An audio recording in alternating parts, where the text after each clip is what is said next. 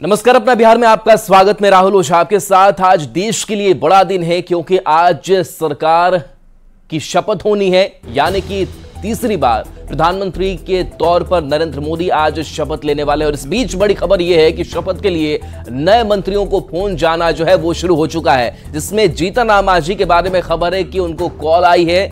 Jitan Ram Manjhi Modi cabinet में मंत्री बनेंगे। इसके अलावा बात करें चिराग पासवान की तो चिराग पासवान को भी कॉल आई है, चिराग पासवान को फोन आया है, चिराग पासवान भी मंत्री बनेंगे। इसके साथ साथ जो तीसरा नाम है वो नाम है रामनाथ ठाकुर का। रामनाथ ठाकुर को भी फोन आया है, रामनाथ ठाकुर मोदी कैबिनेट में मंत्री बनेंगे। तो ये तीन नाम जिनको कॉल आ चुके हैं। तो देखिए, इससे पहले भी लगातार हम इन नामों की चर्चा कर रहे थे। न्यूज़ 18 बिहार झारखंड लगातार इन नाम को बता रहा था कि संभावनाएं जो है वो नजर आ रही है, और देखिए हुआ भी ऐसा ही। और इन तीनों नेताओं को कॉल जो है वो आ चुकी है, जिसमें जीतन राम मांझी को कॉल आ चुकी है। इसके साथ साथ चिराग पासवान को भी फोन आया है। चिराग पासवान मोदी कैबिनेट में मंत्री बनेंगे, तो रामनाथ ठाकुर को भी फोन आ चुका है।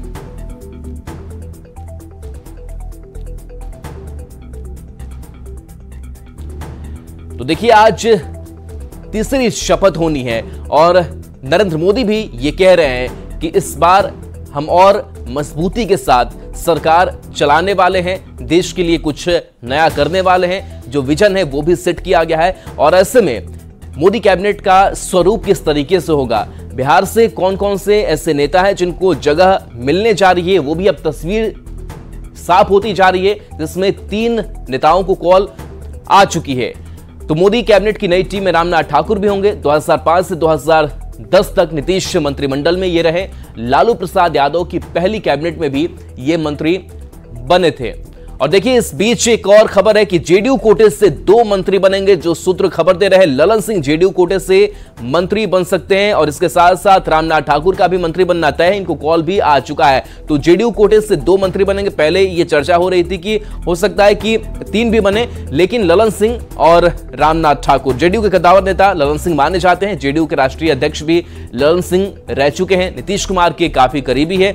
ललन सिंह भूमिहार समाज से आते हैं, तो सामाजिक समीकरण को भी साधने की कोशिश से अमित शाह को भी कॉल आई है। गडकरी और राजनाथ सिंह को भी फोन आ चुका है, रामनाथ ठाकुर को कॉल आई है। तो ये वैसे नाम है जो मोदी कैबिनेट का हिस्सा बनने जा रहे हैं। एचडी कुमारस्वामी को भी कॉल आई है, अनुप्रिया पटेल को भी कॉल जो है वो आई है। तो देखिए, जो बाकी एनडीए के घटक दल हैं, उन एनडीए के घटक दलों के जो प्रमुख नेता हैं जिनको जगह इस बार मोदी कैबिनेट में मिल रही है। तो ये भी खबर है कि चाय पर मुलाकात नरेंद्र मोदी करने वाले हैं। प्रधानमंत्री आवास पर जो मुलाकात है वो होगी। तो मोदी ने चाय पर बुलाया है। तो एक अपडेट लगातार सामने आ रहा है। अपने बेटे के साथ शाह के घर पहुंचे हैं जीतन राम मांझी, अमित शाह के घर पहुंचे, संतोष सुमन के साथ पहुंचे हैं। अमित शाह से मांझी मुलाकात कर रहे हैं। जीतन राम मांझी अमित शाह के घर पहुंचे हैं। तो मोदी कैबिनेट में जीतन राम मांझी भी शामिल होने जा रहे हैं। तो जेडीयू कोटे से 2 मंत्री बनेंगे। ललन सिंह जेडीयू कोटे से मंत्री बन सकते हैं। तो दूसरी तरफ रामनाथ ठाकुर को भी कॉल जो है वो आ चुकी है और जेडीयू कोटे से 2 मंत्री बनेंगे। तो देखिए, लगातार जो हलचलें हैं वो बढ़ी हुई है। कहीं किसी के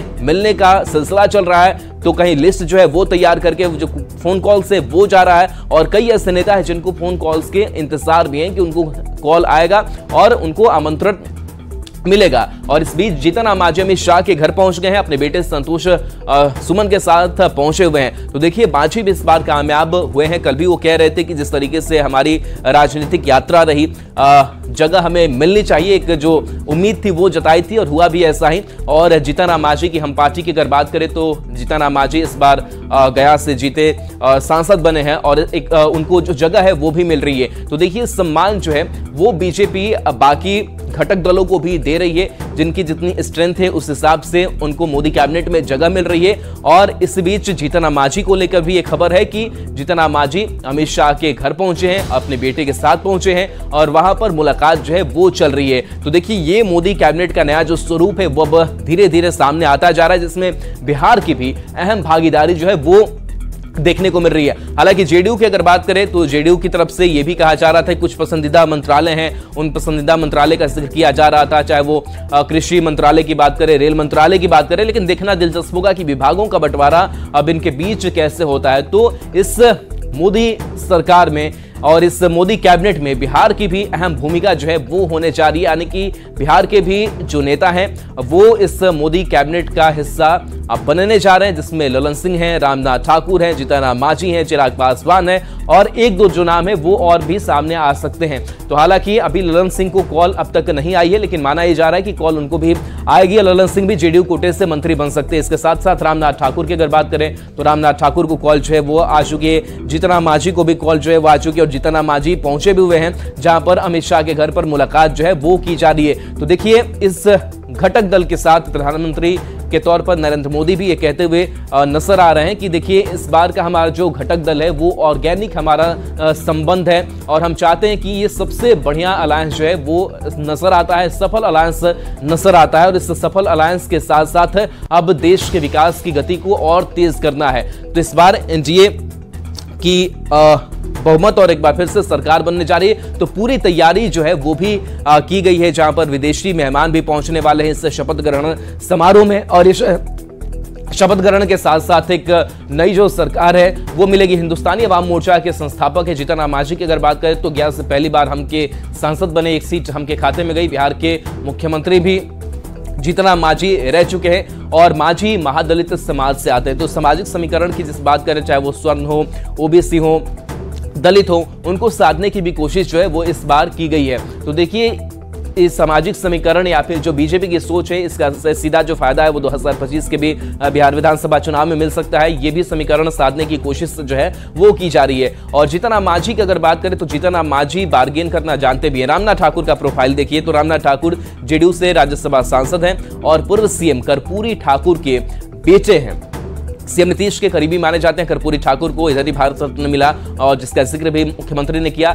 जेडीयू में अत्यंत पिछड़ा वर्ग का बड़ा चेहरा रामनाथ ठाकुर के तौर पर जो मोदी कैबिनेट का हिस्सा बनने जा रहे हैं और लालू और नीतीश सरकार में भी मंत्री रह चुके हैं। तो इनका भी लंबा राजनीतिक सफर रहा है, कई पदों को संभाला है, कई जिम्मेदारियों को संभाला है, एक बड़ा अनुभव, लंबा अनुभव भी है। और तो मोदी 3 कह रहे हैं क्योंकि ये तीसरा टर्म है और उनकी नई टीम का ये हिस्सा, ये चेहरे जो है वो बनने जा रहे हैं। तो रामनाथ ठाकुर जो लालू प्रसाद यादव के साथ भी काम किया, जिन्होंने नीतीश कुमार के साथ भी किया और नीतीश कुमार के बेहद करीबी भी ये माने जाते हैं। रामनाथ ठाकुर को कॉल आया जो कि जेडीयू के राज्यसभा सांसद हैं, उनसे बात करते हैं। रामनाथ ठाकुर जी, आपके पास फोन किसका आया और कब शपथ ग्रहण करने जा रहे हैं?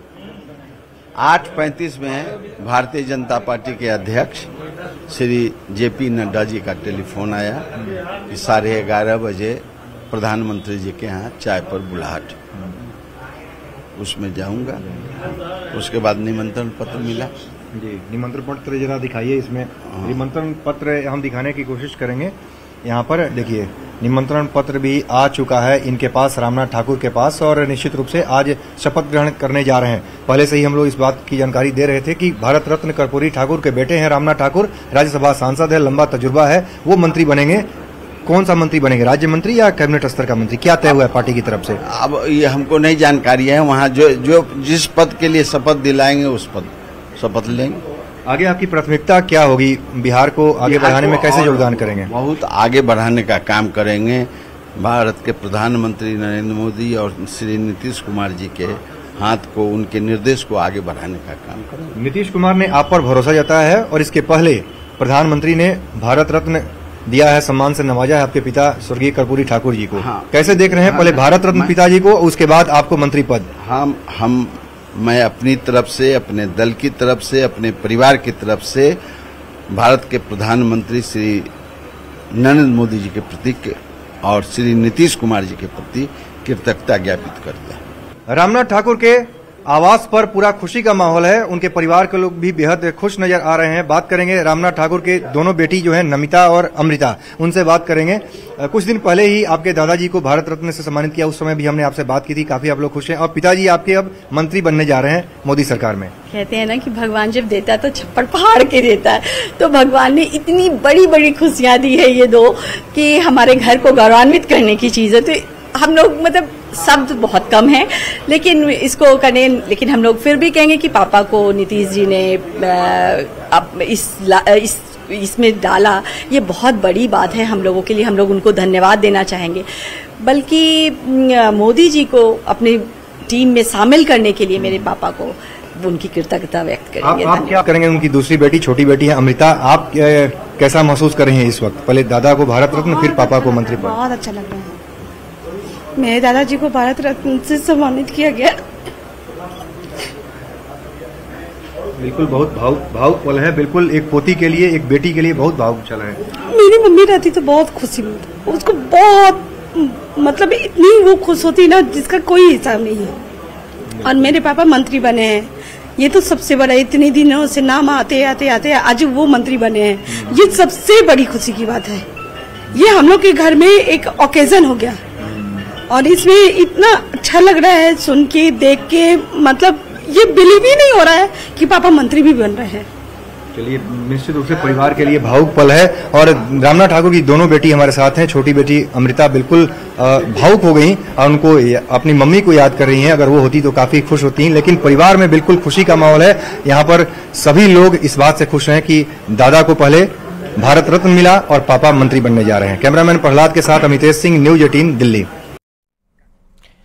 पीएम नरेंद्र मोदी आज तीसरी बार पीएम पद की शपथ लेने जा रहे हैं। उससे पहले बड़ी संख्या में एनडीए के एमएलए दिल्ली जा रहे हैं। पटना हवाई अड्डे से एक साथ जेडीयू और बीजेपी के कई विधायक दिल्ली के लिए रवाना हो रहे हैं।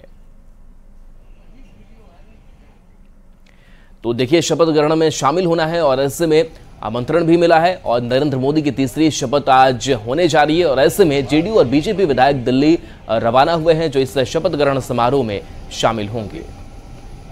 के रूप में उस शपथ ग्रहण में शामिल होने जा रहे हैं और यह जीत भारत के अगले 5 वर्षों में बढ़ते हुए विकसित भारत के भविष्य के लिए जनता ने दिया है और उसी संकल्प को लेकर हम लोग भी उसमें शामिल होंगे। और जो विकसित भारत का संकल्प है उसकी जो शुरुआत होने जा रही है उस इतिहास के साक्षी बनने जा रहे हैं। भारत के लिए जीत है, ये भारत की जीत है और जिस भारत की परिकल्पना सदियों से हम लोगों ने की थी और जिसको देखा था उसकी ये शुरुआत हुई। देश के यशस्वी प्रधानमंत्री आदरणीय नरेंद्र मोदी जी ने जो संकल्प लिया विकसित भारत बनाने का, उस विकसित भारत की शुरुआत होने जा रही है। इसलिए हम सब लोग उसी जश्न में जा रहे हैं। हम लोग शपथ ग्रहण समारोह में भाग लेंगे और वहाँ से विकसित भारत का संकल्प शुरू। हाँ, बहुत ही खुशी की बात है और हमारे लिए बहुत ही गर्व की बात है कि इस देश के यशस्वी प्रधानमंत्री जी तीसरी बार शपथ लेने जा रहे हैं और अपार मुझे लगता है कि पूरी भारत की जनता जो सभी खुशी मना रहे हैं और हम लोग उसी में शामिल होने जा रहे हैं। गर्व की बात है कि एक वैसा व्यक्ति जो भारत का नेतृत्व करा और भारत को विश्व के मंच पटल पर लाने का काम करा, भाई श्री नरेंद्र मोदी जो भारत का तीसरी बार प्रधानमंत्री बनने जा रहे हैं और उस जो शपथ ग्रहण समारोह है उसमें हम लोगों को जाना और उसमें हम लोग को शामिल होना हम लोग के लिए काफ़ी गर्व की बात है। तो आज तीसरी बार नरेंद्र मोदी प्रधानमंत्री पद की शपथ लेंगे। शपथ ग्रहण समारोह की तैयारियां पूरी की जा रही है। राष्ट्रपति भवन से लेकर इंडिया गेट तक कर्तव्य पथ को प्रधानमंत्री के पोस्टर्स और बीजेपी के झंडों से सजाया गया। तो तैयारी आपको दिखा रहे हैं किस तरीके से राष्ट्रपति भवन के आसपास का जो इलाका है, कर्तव्य पथ है, वो नजर आ रहा है। और यहाँ पर देखिए पूरा जो ये इलाका है वो नरेंद्र मोदी के पोस्टरों से पटा पड़ा नजर आ रहा है, जिसमें लिखा भी गया है कि देश के निर्माता के तौर पर कैसे नरेंद्र मोदी ने काम किया है, नरेंद्र मोदी की उपलब्धियां क्या रही हैं, उस तस्वीर के जरिए बयां करने की कोशिश की गई है। और चलिए आपको सीधे लिए चलते हैं दिल्ली, जहां पर हमारे संवाददाता अमितेश हमारे साथ जुड़े हुए हैं। अमितेश, अब हलचलें जो है वो तेज हो गई, ये कॉल्स भी आने शुरू हो गए हैं और क्या खबर है मंत्री पद की शपथ को लेकर के? जी हाँ, बिल्कुल। अब 11:30 का वक्त बिल्कुल करीब आ गया है और थोड़ी देर बाद 11 बजे से सभी जो नेता हैं जिनको मंत्री बनना है, जिन सांसदों को मंत्री बनना है, वो 7LKM प्रधानमंत्री आवास जाने शुरू हो जाएंगे, अपने अपने आवास से निकलेंगे। तो निश्चित रूप से जिनको जिनको कॉल आया है, अभी कंफर्म किया रामनाथ ठाकुर ने, उनसे हमने बात की, उन्होंने बहुत खुशी जताई कि पहले अपने पिता को जिस तरह से उनको भारत रत्न से सम्मानित किया गया स्वर्गीय कर्पूरी ठाकुर को मरणोपरांत, उसके बाद बेटे रामनाथ ठाकुर जो कि राज्यसभा सांसद हैं, उनको मंत्री पद का कॉल आया है। सुबह 8:35 पर उन्होंने बताया बीजेपी की राष्ट्रीय अध्यक्ष जेपी नड्डा से उनकी बात हुई, उनका कॉल आया था और उन्होंने बुलाया, चाय पर बुलाया है सुबह 11:30 बजे प्रधानमंत्री आवास में। तो निश्चित रूप से एक ये डेवलपमेंट है जहां पर रामनाथ ठाकुर कंफर्म कर रहे हैं, सूत्र बता रहे हैं कि ललन सिंह को भी कॉल गया है, ललन सिंह भी मंत्री बनेंगे। तो ललन सिंह, रामनाथ ठाकुर, दो लोगों का नाम सामने आ रहा है जेडीयू से। दूसरा जहां तक सवाल है जीतन राम मांझी का, जीतन राम मांझी अभी गृह मंत्री अमित शाह के आवास पहुंचे हैं। वहां पर बीजेपी के राष्ट्रीय अध्यक्ष जेपी नड्डा भी पहले से मौजूद थे। नड्डा और अमित शाह के साथ जीतन राम मांझी की मुलाकात चल रही है। जो सूत्र बता रहे हैं उसके मुताबिक जीतन राम मांझी को मंत्री बनना तय माना जा रहा है। कल रात में जो देर रात तक बात हुई, उनको बुलाकर गृह मंत्री अमित शाह और नड्डा ने मुलाकात की थी, लेकिन आज सुबह फिर उनको बुलाया गया है। अभी मुलाकात चल रही है अमित शाह के आवास पर। उसमें जो हमारे सोर्स कंफर्म कर रहे हैं उसके मुताबिक जीतन राम मांझी को क्या स्वतंत्र प्रभार का राज्य मंत्री या फिर कैबिनेट मंत्री दिया जाएगा, इसको लेकर के चर्चा हो रही है। हालांकि जीतन राम मांझी चाहते हैं कि हमारा कद बड़ा है, हम सीनियरिटी हमारी बड़ी है और 1980 से हम रहे हैं, विधायक रहे हैं, फिर प्रदेश में मंत्री रहे, मुख्यमंत्री तक हम रहे। चलिए, बिल्कुल। तो जीतन राम मांझी की अपनी महत्वाकांक्षा है कि केंद्रीय मंत्री का जगह मिले, आपके पास लौटेंगे। और हमारे न्यूज 18 संवाददाता विनीत कुमार भी हमारे साथ जुड़े हुए हैं। विनीत, प्रधानमंत्री के तौर पर तीसरी बार नरेंद्र मोदी शपथ लेने जा रहे हैं। पीएम आवास की अगर बात करें तो वहां किस तरीके की हलचल है और क्या देखने को मिल रहा है?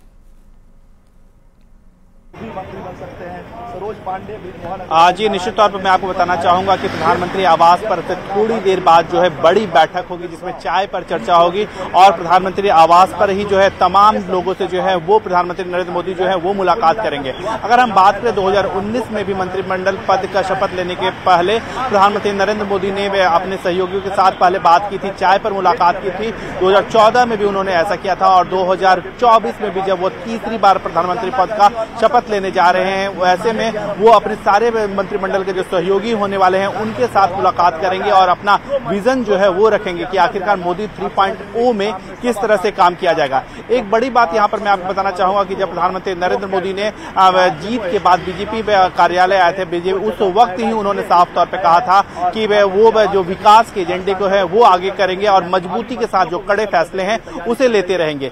एक और बड़ी बात यहां पर मैं आपको बताना चाहूंगा कि प्रधानमंत्री नरेंद्र मोदी जो है 2047 का विजन तो साथ रखेंगे ही रखेंगे, साथ ही साथ यहाँ पर सबसे महत्वपूर्ण हो जाता है सरकार के 100 दिन का एजेंडा। जिस तरह से हमने देखा मोदी में 2.0 के आखिरी दिनों में ही प्रधानमंत्री नरेंद्र मोदी ने मोदी सरकार के 100 दिन के एजेंडे की, तीसरे कार्यकाल के 100 दिन के एजेंडे की तैयारी जो है वो शुरू कर ली थी और इस बार भी जो है वो काफी महत्वपूर्ण हो जाता है कि आखिरकार प्रधानमंत्री नरेंद्र मोदी जब तीसरी बार सरकार में बना रहेंगे तो आखिरकार पहले जो 100 दिन होंगे उसमें किस तरह से काम किया जाए, उसमें किस तरह से कामकाज को आगे बढ़ाया जाए जो मोदी 3.0 के पूरे कार्यकाल को का जो है वो प्रतिबिंबित करे। तो साफ तौर पर यहाँ पर प्रधानमंत्री नरेंद्र मोदी जो है अब से थोड़ी देर बाद लगभग 11:30 बजे जो है वो बैठक शुरू हो जाएगी। हमारे जो सूत्र हमें बता रहे हैं कि 11 बजे से जो है वो संभावित नाम उनके आने का जो सिलसिला जो है, जिन लोगों को कॉल गया है उनके आने का सिलसिला जो है वो शुरू हो जाएगा और हमारे ठीक पीछे जो प्रधानमंत्री आवास है यहीं पर वो बैठक में होगी